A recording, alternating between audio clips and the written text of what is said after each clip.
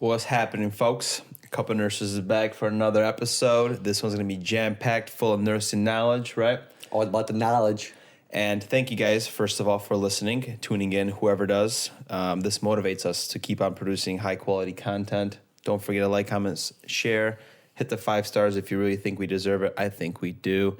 And quick little announcement, of course, podcast, vlogs, Patreon, all that is out. But on April 20th, 4/20, we have an announcement that's coming out. Super exciting news, a little project we have been working on for quite some time.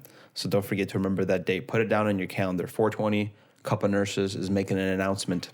And also, we've been very, very busy, and we always need more time, need more help. So if you're a nursing student or somebody that's into social media management, content creation, and would like to help out Couple Nurses, us, with what we're doing, hit us up on Instagram or at info@couplenurses.com, and maybe you guys could work with us. How you doing, Pete?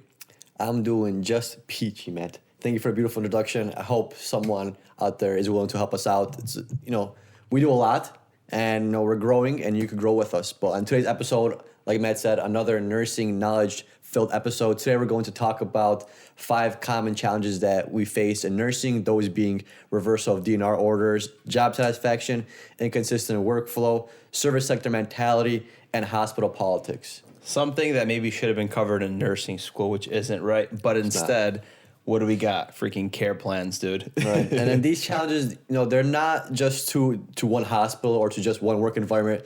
It seems like, for the most part, they're pretty universal. Yes. Matt and I have been traveling for a little bit, and we see the politics going on, all these challenges in California, the same as we saw it in Illinois. Yep. These things just follow nursing, and it's just crazy because when you spend 12 hours a day in one environment, these kind of things are going to develop. There's always going to be challenges because technically it is a big part of your life, right? It's not just a career, you're actually living in it. So it's understandable why these challenges occur. And in nursing, we do have a specific set of challenges, but there's challenges associated just with any kind of career or job, right? Exactly. And that's why we also, do challenges like the 4x4 or 48 outside of work, because the mental toughness that we develop outside of work prepares us for what happens in shift and on the clock. Because I'm not going to lie, we always say, nursing is damn stressful, and we see the same things revolve, right? There's no magical hospital, the perfect environment that you're going to go to, or you're going to quit this job, you're going to find a better job. Sometimes the grass is not always greener on the other side. Right. And if you're a staff nurse, maybe you just have to help the team create those positive changes that we're going to maybe cover. Not every single thing can be covered. For example, the first one, reversal of the DNR order, that's patience. That's universal across the board in the United States. Right, and that's specifically geared toward nursing, because if you guys don't know what a DNR order is yet, it's basically a set of wishes that the patient wants done or not done on them. So let's say a patient is unconscious and is not able to make his own decisions, and he had a DNR prior to that stating that he does not want any intubation, doesn't want CPR or anything like that, any kind of end-of-life measures, right? He just wants to die as is. That's what DNR is. A DNR is basically, it's not saying that we're not going to try and keep you alive. It just lets us know how far you want us to take these measures before we say, hey, let's end it here and let's have, dad, mom, uncle, aunt peace passively. Yeah, and what makes it challenging for you as a nurse is, let's just say that person was a DNR and they could reverse their code status in the hospital, and they're going to be a full code in the hospital, and we know that, nothing could be done. If you have metastatic lung cancer, you're suffering, there is no outcome for you, right? The care will be futile. Nothing that we can do for you right now is going to extend your life more than that's granted to you because of, your situation. Right. You're going to have those patients, med-surg, ICU, oncology, it doesn't matter where in the chart it says the patient's code status is a DNR, right? And the patient responding, he's fully aware, and he is very sick, right? And he slowly starts to decline, but he's aware of his DNR orders and he's okay with it. And he starts to decline, and reaches a certain point where he's unable to make any more decisions, right? So you could talk to him, but he's incoherent, he's not making any sense, or he's not really responding, right? So you call the family, update on what's going on, and they're the ones that are going to flip the DNR orders. Yep. Because they want to spend more time with their loved one, or they think their loved one could pull through. And it's not always the case, right? There's been many times where the family reverses DNR orders with the hopes of them recovering or getting better to their new baseline or whatever you want to call it, and it doesn't happen. It just progresses basically to them coding or them being intubated, starting out pressures and all that stuff. Right. And it's hard because, especially now during COVID, the family can't see their loved one in the hospital. You know, guests aren't allowed, visitors aren't allowed. And it's a lot harder to comprehend your loved one's struggle to live or their illness, their sickness, if you can't see them. You're only communicating by maybe FaceTime if your hospital does it, or if the iPad's not being in use. And it's usually just verbal, right? And you're the usual one communicating this. So they're scared as is, and they feel like they're not there for their loved one. They feel like there's not enough communication there, so they want to reverse those orders. And plus, you know, a lot of times family members are okay with these DNR orders, or they're aware of this DNR order, and then something happens where their family member declines, and they're so stressed and they don't know what to do. So by them not knowing what to do in that point in time, they flip the DNR order just to buy themselves some more time. Yeah. And it's not in the patient's wishes, and that's why it's so hard to do. Yeah, and it's like that story I was saying. It's like, okay, the patient has lung cancer. We're going to intubate. They're septic. They're going to be on pressors. But that this is end of the line. Mm-hmm. Like, this person cannot get any better. She might need a lung transplant, right? Is she going to be even a candidate with, like, everything? What if her history is ETOH, you know? So I think the challenge is, like, to just be honest with the family and, like, create some realism, right? Yeah. Not everybody's realistic, of course, but that's your struggle as a nurse, is just to help them understand. And sometimes I feel like, I'm trying to think about this, but, like, sometimes we as the nurse suffers too, because we're taking care of this person and we know that they're suffering more than they should. Mm-hmm. And this is what I'm saying, futile cares. This person deserves to just rest in peace, to be honest. Mm-hmm. And instead of watching them suffer, you know, like, and I'm getting chills because it sucks watching people suffer for no reason. And sometimes it happens because of bad decision making, like what we just said, reversal code status. Yeah, the hardest times I have with the DNR order when they're reversed. So they usually, the family reverses the DNR order, we intubate them, we put them on sedation, put them on pressors, right? Then we take them off the pressors, and what does the family want to do? Let's try an extubation trial. So what does that mean? That means we got to turn off all the sedation, right? Because they got to extubate, and if patients like almost end-stage dementia, or you know they're not with it because they weren't with it to begin with, right? And then you just see them struggling in frustration. You can see their eyes open, they're in restraints because they're going wild, because you got to get them off sedation so they can breathe on their own before they extubate. And you know, even though they're showing these signs of kind of being alert and moving and looking around and stuff, you know that when you extubate them, they're not gonna be able to breathe on their own. You know, their pressure support, their dual pressure support trials, you know, we have them try to breathe on their own, and they last a little bit, right? But a lot of times families want to push. It's trying to extubate, you know, and then you extubate them, and then guess what? 3 hours later, they're re-intubated. Yeah. The DNR order is still not now withheld, or they turn off the DNR and they never put it back because they want to keep trying, and that's a misery right there. That's putting somebody through torture, through hell. I agree with you, especially if they have dementia and they don't know what's going on, because even though they don't know what's going on, they still have feelings. They still feel pain and stuff like that, right? They still feel that they can't breathe. And that's just like literally human torture. And that's like the worst thing in the world, I feel like. Especially the dementia patients, man. Mm-hmm. Like, what is going on in your mind? Yeah. And in that same category, it's also like dealing with like non-compliance. You know, we have so many patients that, and we see them less as travelers, but if you're staff, you know your frequent flyers. You know the people that come in for the same things, or they'll come in and they're not even grateful for the care that they're receiving, and they're freaking refusing pills, refusing an IV, refusing a midline or something, but we're just trying to help you here. Then the question is like, why are you here? Mm-hmm. We can't provide you any service, any help if you're not willing to comply with us. Right. I felt that a lot when I was back in Chicago, because we had the whole LVADs, and if our hospital puts an LVAD in, even though other hospitals around the area do LVADs as well, they ship you back to where your LVAD came from. You know, so just because like it's a Northwestern does LVAD or whatever other hospital does LVADs, they might admit them for a little bit and then they'll give it right back to us, because our LVAD. So like we guide the care, our cardiologists guide their care, so they're gonna give them to us. And we had this one patient, and what's an LVAD really quick, maybe for those that don't know? A left ventricular assisted device. So if your heart failure gets so bad where your left ventricle is literally, it's in failure and it literally doesn't have enough pumping power to push blood through your atrium, not atrium, but your aortic valve into your systemic body that you put in a machine in to kind of just push it, bypass the aortic valve, and give blood to your system that way. And we had this guy, and we saved his life 3 times. He went to pump hemolysis 3 times. Pump hemolysis is literally when you don't take your Coumadin. So what happens is the machine just churns your blood because it's not where it's supposed to be at the proper level. Yeah, right? hemolyzes the hell so out of it. basically hemolyzes. And we saved this guy's life 3 times, and he was the most ungrateful person ever each time. And nobody ever wanted to deal with him because it's always the same thing. Never grateful, doesn't want to do anything.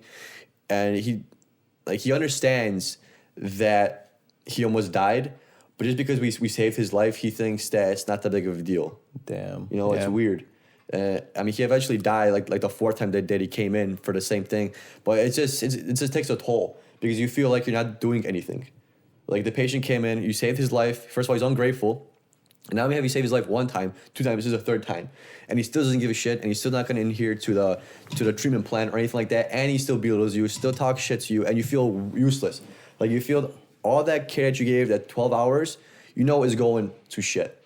You basically did it just because you had to. Yeah, it's the worst, Man. man. And you just feel belittled. You just feel like your job is pointless. Yeah, and that goes into the second part, which is job satisfaction, right? Yes, it's patience, but it's also everything that we deal inside of the hospital. Like, I'm surprised with all these years of just the hospital work, like it's still like this. Like, for example, I think the biggest one is inadequate staffing, right? Yeah. That is an ongoing issue. There's always staff issues where you feel guilty because your coworkers are suffering and you want to come in and help out, right? You don't want to you need a day off, you need time for yourself, but it's that guilt that the unit calls you, hey, we're really short, we need help, right? I have less of that guilt as a traveler because I'm contracted and I know I'm working my 3 shifts and it's not even worth it for me to pick up the 4th one because we get like freaking $25 an hour or whatever the OT rate is. It sucks compared to a staff that comes in and gets like a $400 bonus. Yeah, but you could tell which staff are getting burnt out. You could tell which staff have picked up a lot because when COVID was popping, the hospital I worked at, a lot of the staff picked up overtime. Yeah, a lot. They got paid very well. Don't get me wrong, but you could tell they were tired, and you could tell if it's their 1st shift or their 5th shift or their 6th shift because their faces looks different. Yep. They lose their color, and that they're not very satisfied. They're just there for the money, right? Yeah. And it just takes a toll, and that has to do with inadequate staffing, but it also has to do with nurses doing it to themselves. You can't always put money first, right? You got to take care of yourself first, and you could work overtime. It's fine to work overtime. Just understand when your body is able to handle that overtime, when you're mentally able to handle that overtime, right? Because there's times where you want to take the overtime, but you're super exhausted, you're super tired, you shouldn't, but you do it anyways. Yeah. And that just turns into then instead of just being tired and frustrated at work, now you're bringing that home.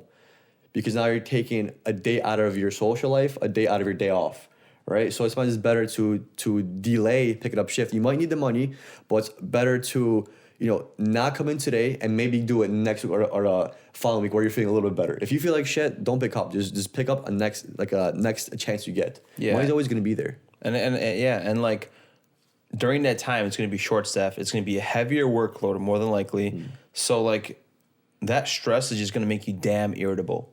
And you know how that goes, man. Like, when you work, for example, like we do the stretch where we work 3 shifts, we're off 1, back for 2.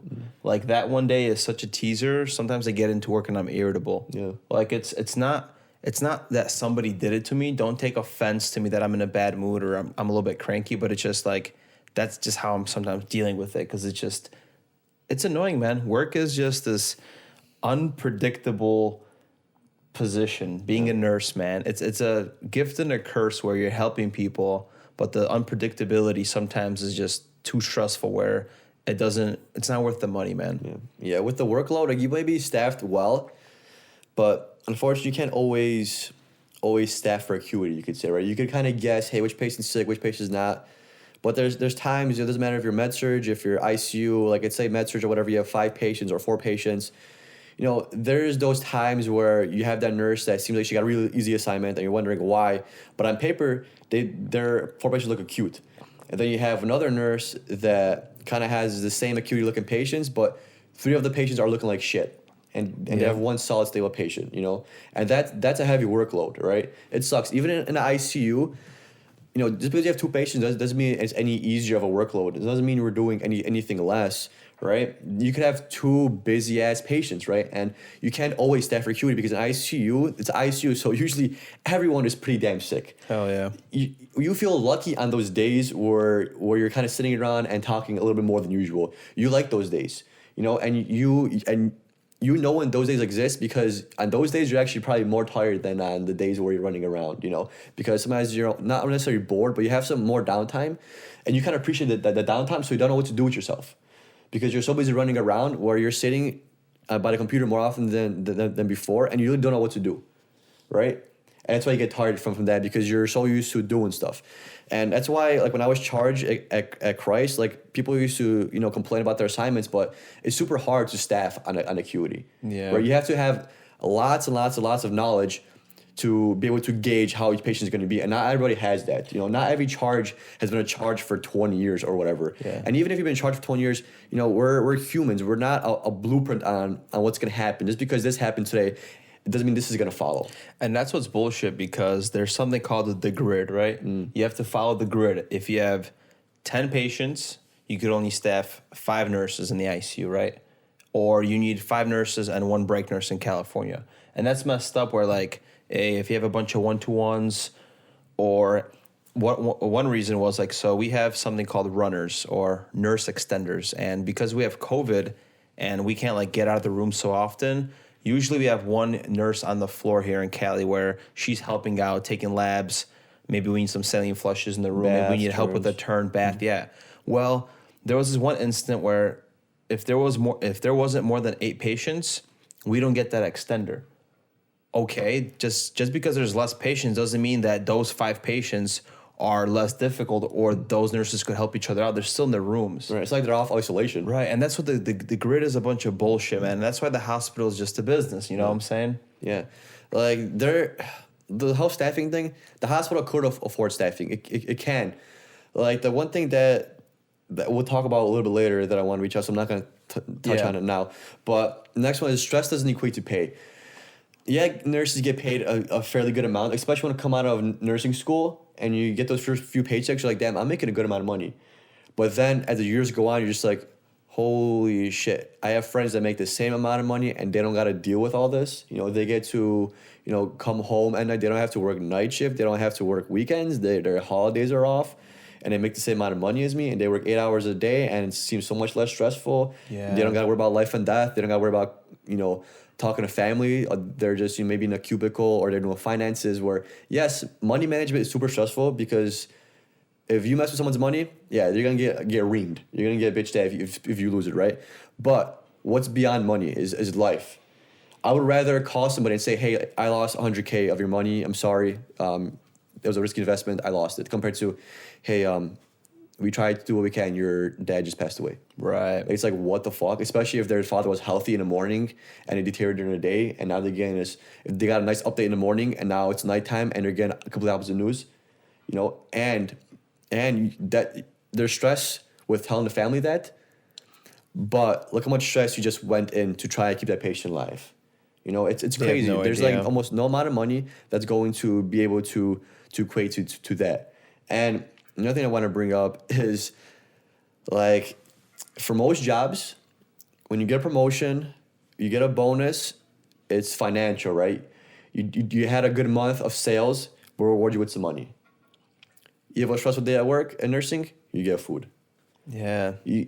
People buy all this food, you know, management buys us food, buys us this, but yet there's no money for any kind of raises and no money for increasing pay. Or maybe How does that make sense? or maybe like better equipment or Right. something to help our job satisfaction. Yeah. It just doesn't happen. It's out the window. Here's Right. some damn pizza. How does that make sense? Bunch All of other booty, bro. careers, they get raises, they get bonus. Doctors get raises, they get praise, they get all this. And nurses, we get food. Like, isn't that so weird? Imagine if the unit is successful and like it hits all this like unit goals that we have on these surveys, instead of freaking getting a nice little ribbon or daisy. Yeah, like imagine if we had like a little bump, you know? Yeah. And like I know it's pay and that kind of sounds shitty because it's patient care, you should get a bonus, but still like that's enticing and that's like that would motivate us more to work as a team. Yeah, well, if the hospital's going good on numbers, guess what? They're gonna bring in better physicians, especially if they have money from the government. They're gonna get more money from the government because they're doing so good. And where's that money go to? It doesn't go back into nursing.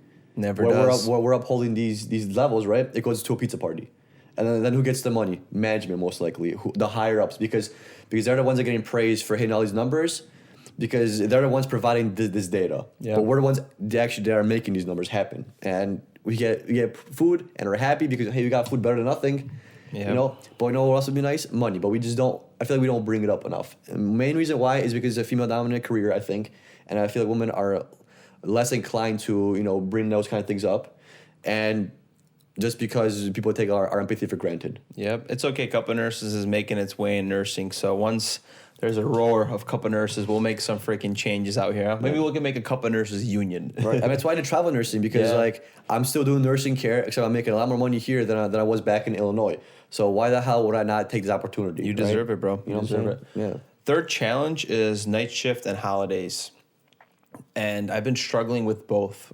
For one, I've always worked night shift, so I feel like I've always had a career and an inconsistent schedule like this, where I'm hoping to go on days soon this summer or after our contract ends next time we do days, just to have some regularity in my life. Like everything sometimes feels all over the place, and sometimes that affects the business and everything that we do because our schedule is hanging upside down, dude. Yeah.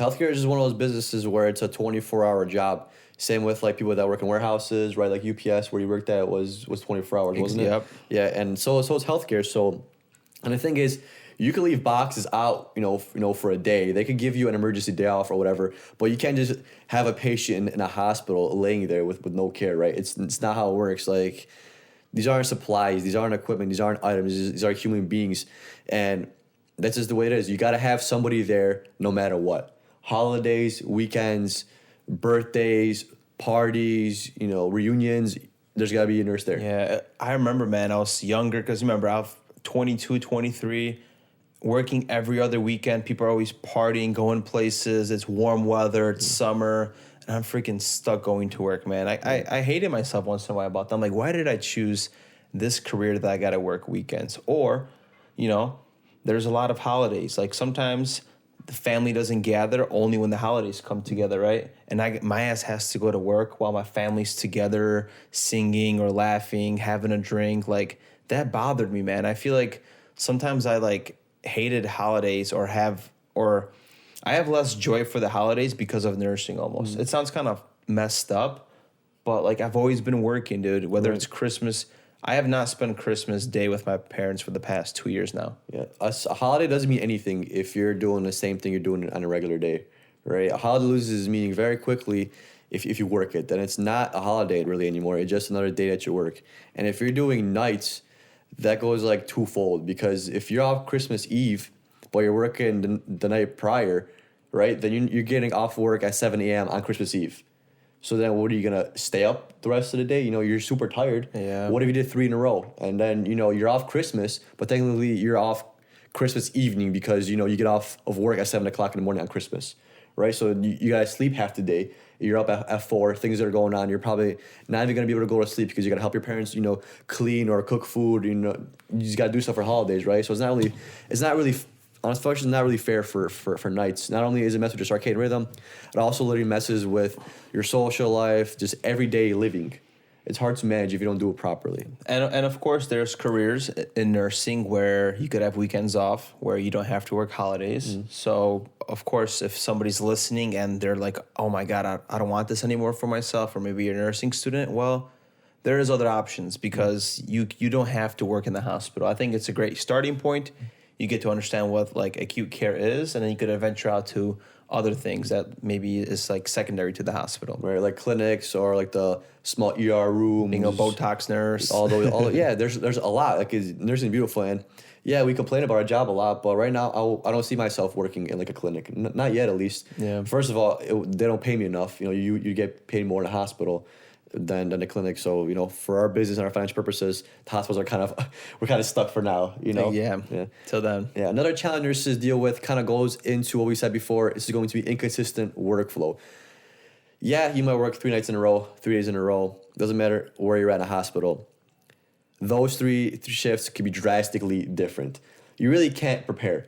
You have the same 3 patients, but they could be going on. They could be changing every day in that 3 shift time period, right? You have Bob and Steve, and they could be going through a bunch of different shit in those 3 days. Yeah, they could be hypertensive one day, hypotensive the next day, giving blood another day. Or you transfer them out, or you come to the hospital, you transfer out patients one day, get anonymous admissions.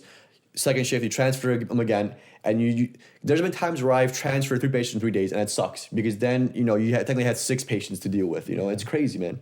It is, man, and it was worse when I traveled in Kaiser. So before that, I wanted to say that I feel like as a nurse, you always have this little anxious butterfly feeling in your stomach when you start your shift, and that thought I wonder what kind of assignment am I going to have? That question always arises. We're actually going to work in a couple hours.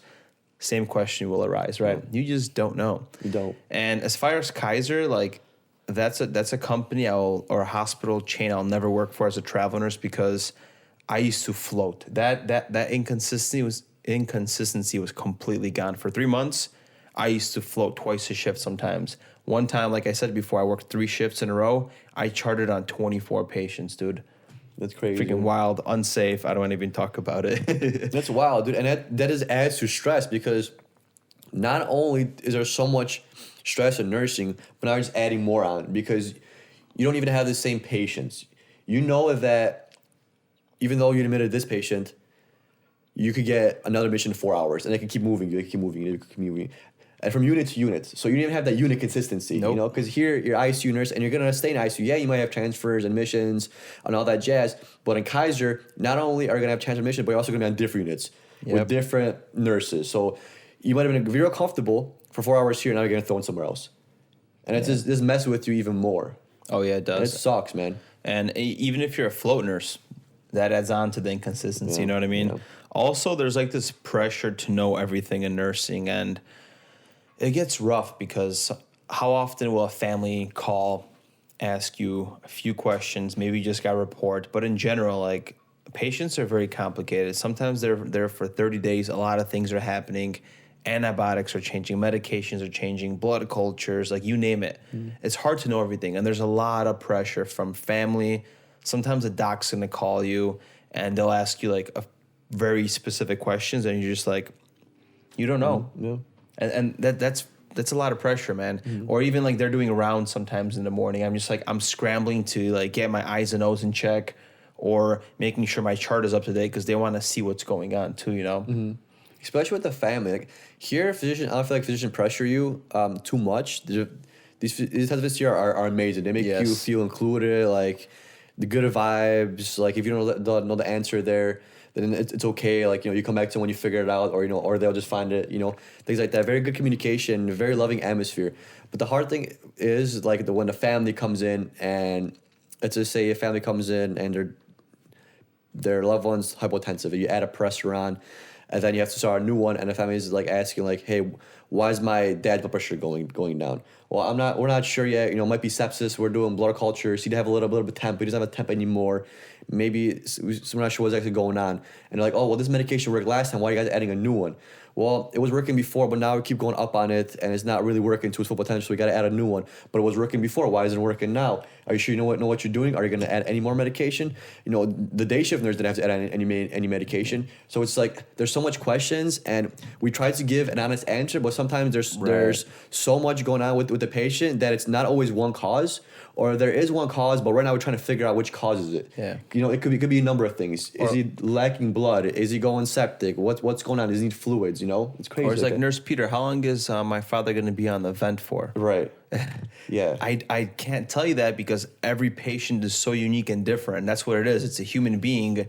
It's not like a vehicle where it's this vehicle, we've been having this transmission issue for some reason, but it's under warranty.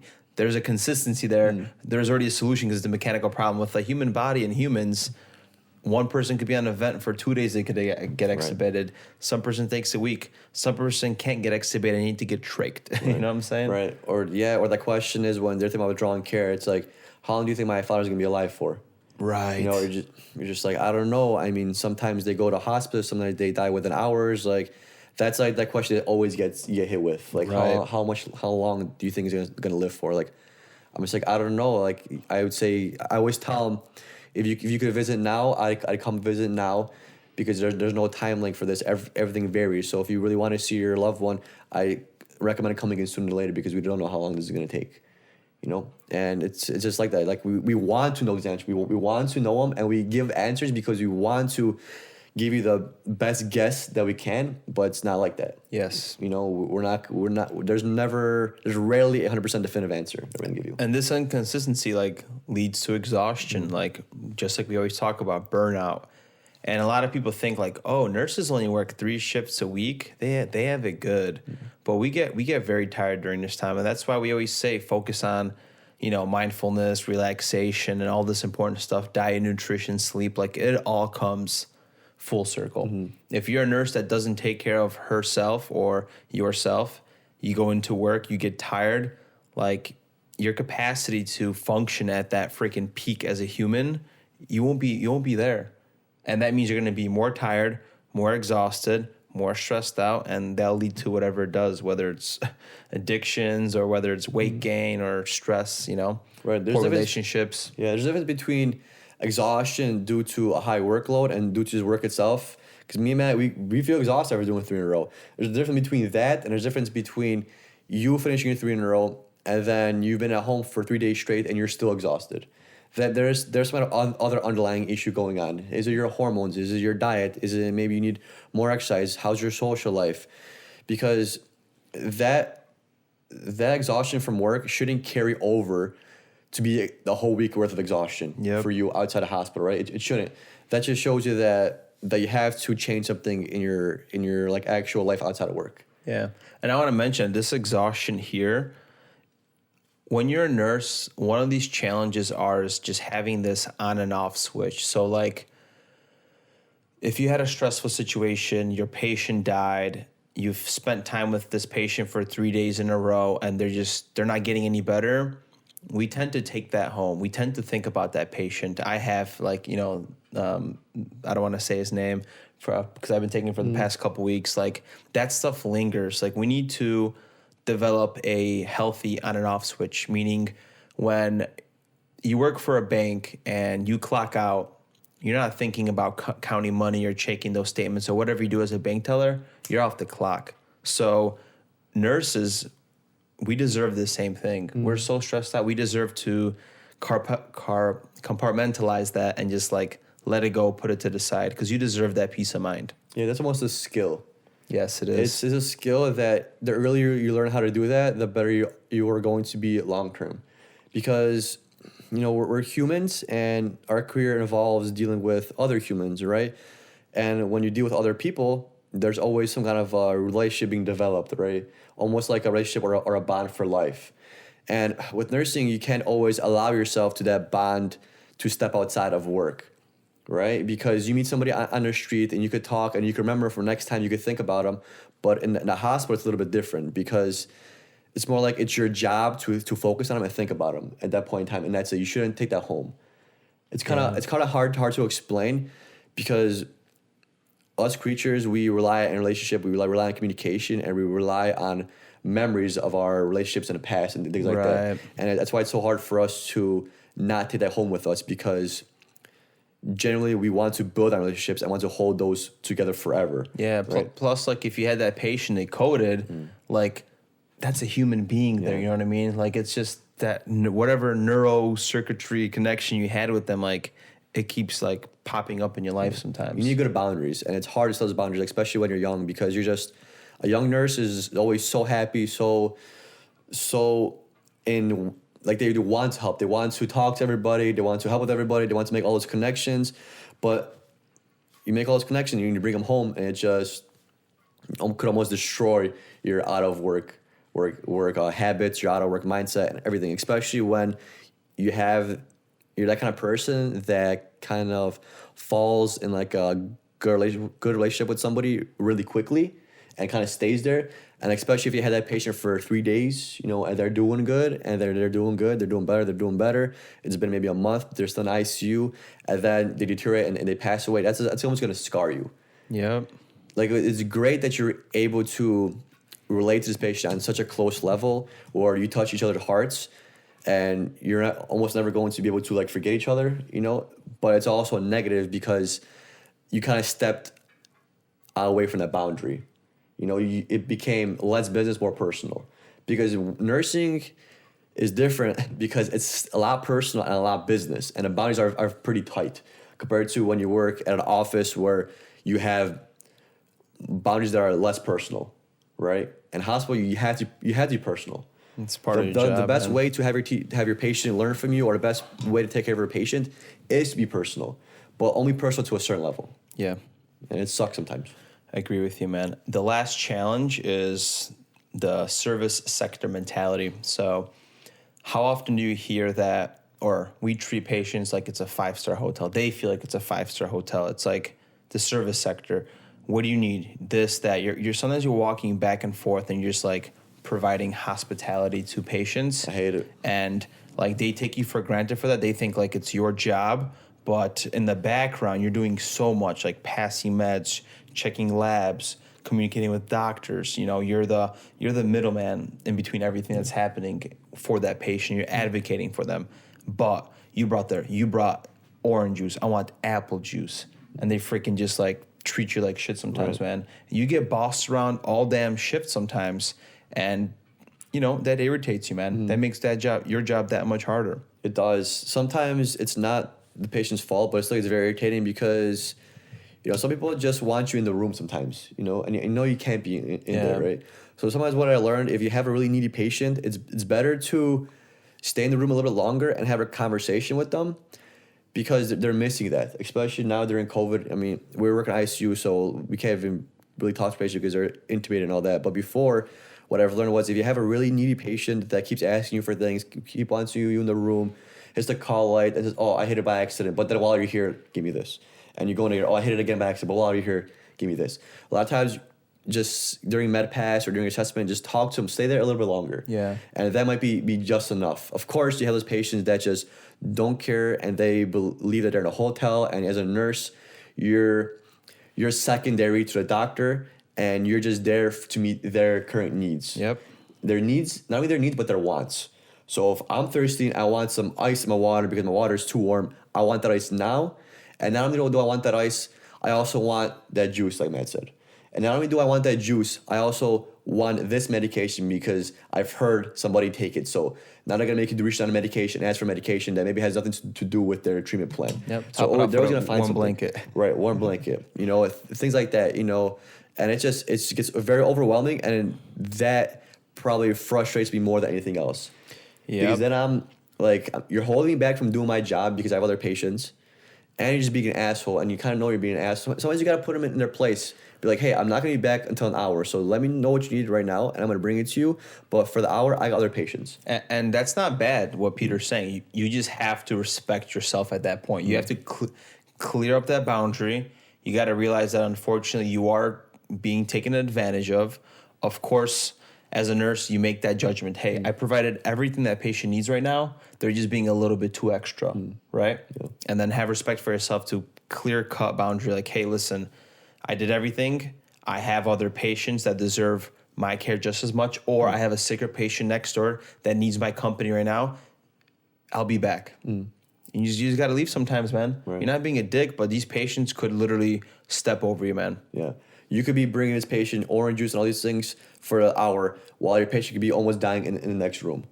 Like, if it's hard for you to set boundaries like that with your patients, you're going to learn real quick when that happens to you. When you're too busy serving this patient and your patient over there is having a hard time fucking breathing, and you're just like, then you kind of end up almost snapping on the patient because then you're so overwhelmed because your patient's crashing and you got to bring this guy more things. Yeah. But then you'll learn that over time. You'll be kind of more assertive with your patients, and maybe you'll be able to put off that vibe that, hey, like I got you what you needed, and you're gonna need to leave me alone for a little bit, right? But what ties into that very nicely is the lack of respect, because a lot of times you have that family member that say, "Let me talk to the doctor. You're just a nurse," or the patient says, you're giving me recommendations. You're just a nurse, though. Let me talk to my doctor. And you're just like, yeah, I know I'm just a nurse or whatever, but I've been doing this for X amount of years, and trust me, I've seen patients in your shoes a handful of times, and this is what happens. This is the medication that we give. This is the reasoning behind it. And you're like, oh, yeah, I know, but I just want to see a doctor. So you do sometimes feel that disrespected and lack of respect, and that goes from both ways from physician, especially when you have a physician talk down at you. In this hospital, I feel a large amount of respect. 100%. Because a lot of times stuff that the doctor doesn't know, and they thank you for reminding them and things like that. But this happens a lot with when you have new residents come on, because they just finished their school, they went all those years through school, and they think they're top dog, they know this shit. But hey, I've been a nurse for X amount of years. Like, hey, this is the first time your ass is in the hospital taking care of your own patients, right? Like, I've been dealing with these people X amount of years. I've been doing heart failure for X amount of years. How are you gonna tell me what to do? How are you gonna disrespect me and tell me I'm wrong when we're gonna wait an hour and then we're gonna see who's right? It's like God syndrome, man. Yeah, that's very frustrating when you have that. I haven't dealt with that very often, just because we were pretty much a closed unit in Chicago, and here we don't have residents. So I haven't really felt that. But when we have residents come in from Chicago with different specialties, that randomly just come to see somebody for some reason because we're just there as an overflow, they give you that kind of attitude, like they ask you a question and you answer it, and they're like no, that's not right. I'm just like, yeah, I'm just like, okay. They just think they're the shit, man. It's funny, dude. It's really funny. And you just made me think about it, because in these past 6 months, I've had no issues. Back home in Chicago, I had a few of those doctors, residents. But it is what it is, man. Yeah. All usually happens is like a resident comes around and they're not sure what's going on, and you can kind of tell they're not going on. You give a recommendation, they're like, no. That can't be it. Then they leave, and you see them put the order in for the recommendation that you gave.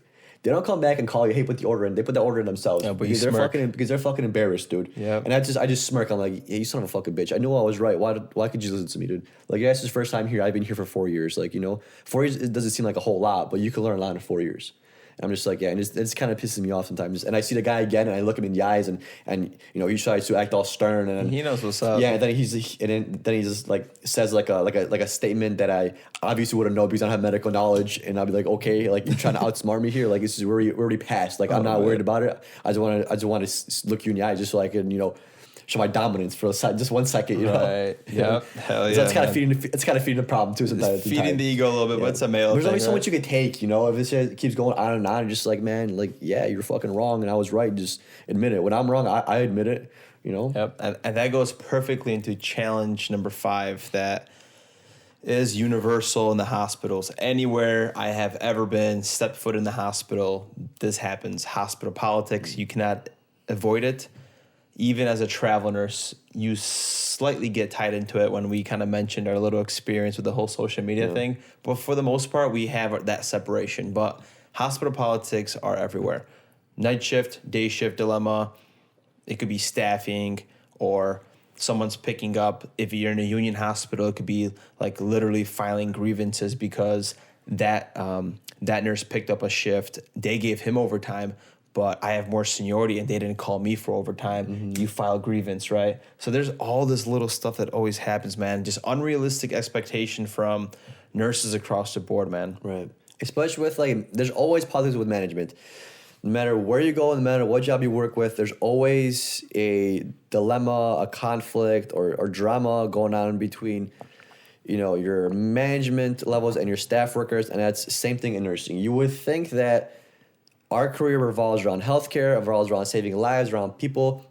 Somehow we'd figure out a way to not have that in our career, right? Because we're dealing with lives, and somehow it's just still there, and sometimes it's even worse because sometimes I hear drama in the hospital, and when I talk to our buddies that have jobs, there's no drama.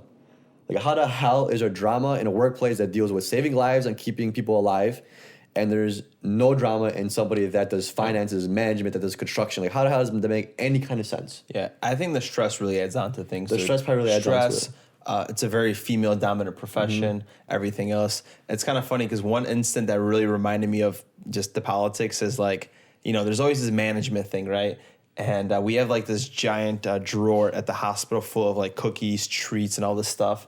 And a week later, they took baggies and put a bunch of sweets and said, "Thank you for your service." And all these nurses are they just literally took stuff out of their own drawer. They didn't give a shit. We already had this. Yeah, isn't that crazy? And it's they don't, because what it is just we don't feel appreciated sometimes from management because they don't understand what happens, and then they have these unrealistic expectations, or we already had one fall in the ICU. We can have any more falls in the ICU. It's like, okay, well, do you understand that this is a job that like we don't know what the hell is going to happen? Like we can only try so hard, right? Yeah, Things like that, man. Right? Or they're saying we had a fall, but nobody brings up how much days we've been short-staffed. We've had one fall in January. That means we got to go 11 and a half months without falls. Yeah, well, we've been short 8 months out of the... we've been short 8 months in 2020. What the hell is the reciprocation for that? Can we be fully staffed for 8 months in 2021? It's like the media, dude. Why don't you guys congratulate us on, social distancing and wearing these masks or anything? There's never like a positive message on that. It's always just like, that's keep on happening, man. We need to get jabbed. Right? Isn't that crazy? Yeah. Dude, man, nursing is super stressful, man. Like there's like in nursing school, people tell you there's a lot of stress associated with it, but they don't teach you the real shit. The physician, or not physician, but the professors don't give you the full scoop because they don't want to push you away from nursing almost, Yeah, for real. Because a lot of people would not be nurses in a hospital or in general if they really got the full taste of what nursing is. Maybe I might have not. Maybe I might have did a career change if somebody legit showed me or let me partake in actual nursing, because in clinical, yeah, you partake, but you only just like have a little bit of it. Yeah, low key, man. A little bit of it, because they don't. First of all, the schools don't let you do everything, right? You can only do certain things, right? Like you can only do X, Y, and Z, but if they're doing this, you can't take part of it. Sometimes when I was like doing clinicals, I heard a little bit of that like cattiness here and there, or you like picked up on shit that's happening, but you never connected the dots of like what it's going to really be about. Yeah. And another thing, what I mentioned at the beginning of the show is like, why are they still teaching us care plans, dude? Did your care plan that you freaking been doing for 2 years of nursing school for your grade ever help you with a code or any real nursing knowledge in like the hospital? Dude, never. Right, but we still have to do them. It's a waste of time, and it's like some people pass and fail nursing school based off care plans. Right. Like what the hell, a care plan, dude? Dude, once you leave nursing school, there's nothing care plan related. You don't even, you can burn that shit away. You can put that shit in a fire, dude. Yeah, we're not doing no nursing diagnosis, to be honest. Like that's already laid out for us. Like we make notes that are like important. Like, hey, this is what happened, pressure drop, this is how we solved it, maybe, or something about a procedure, like something critical. We're not freaking doing, okay, pulmonary edema, so I'm gonna put patient is fluid overloaded secondary to as evidenced by, like, we ain't doing that shit. Imagine how long did it take you to do a care plan at school? A couple hours, right? Yeah. Imagine if only 3 hours of a shift to doing care plans, dude. Holy shit. Nothing would get done. You talk about understaffing, dude, it would be super short. 3 hours of shift, there's no patient care going on. We're doing care. All right, guys, it's care plan hour. No, up to the call lights. Hey, P, watch my patient, dude. I need to finish this care plan. Yeah, dude. right? If somebody said, hey, I gotta do care plan, I fucking look at them and say, crazy, dude. I'll be like, yeah, man, that's care plans, dude. It's crazy, man. I never understood that, too. Never, man. And it's still being taught. Yeah, like I understand that maybe they help with you figuring out the disease process, but there's probably a better way to figure out the disease process than doing care plans, because I didn't know shit from care. I didn't learn anything from care plans. I did it because I had to do it, and I was clueless on how I was doing. I think what they're trying to do is like make you critically think about the patient on a holistic level. But there's different ways to do that, man. Just what they should do? Get rid of care plans and add an extra day of clinical. That's gonna be so much more beneficial, dude. So much more beneficial. That's the best thing you said today. Yeah, dude. Or add a lab day or some shit. But labs were in the same as clinical. If you could burn those damn care plans, add an extra clinical day, that's gonna make your students so much smarter and more prepared for the future. I would have hit the gong on that note. Because if some of our viewers would come up to us, ask how to do a care plan, I wouldn't know how to tell you. I'm sorry, we're a nursing education based podcast, but I can't tell you how to do a care plan. Go to professor. Go on Google at this point. Dude, mine were worse too. Like some people had to like do a report. I had to do a giant poster board, man, with like circles, squares, and triangles based on like what it is, and like connect the dots in different colors for each diagnosis. Oh man, I feel like it's just a nightmare right now thinking about it. Yeah. All right, folks, we gotta go to work in a couple hours, so we're gonna brew some coffee. Hope you enjoyed this episode. We talked about 5 common challenges nurses face. Just 5. There's probably 600 of them. We could probably make a care plan out of how many challenges nursing have. But we'll say that for next episode. And don't forget, 420 is that magic date. Put in your calendar. A couple nurses make an announcement. There we go, guys. Peace. Peace.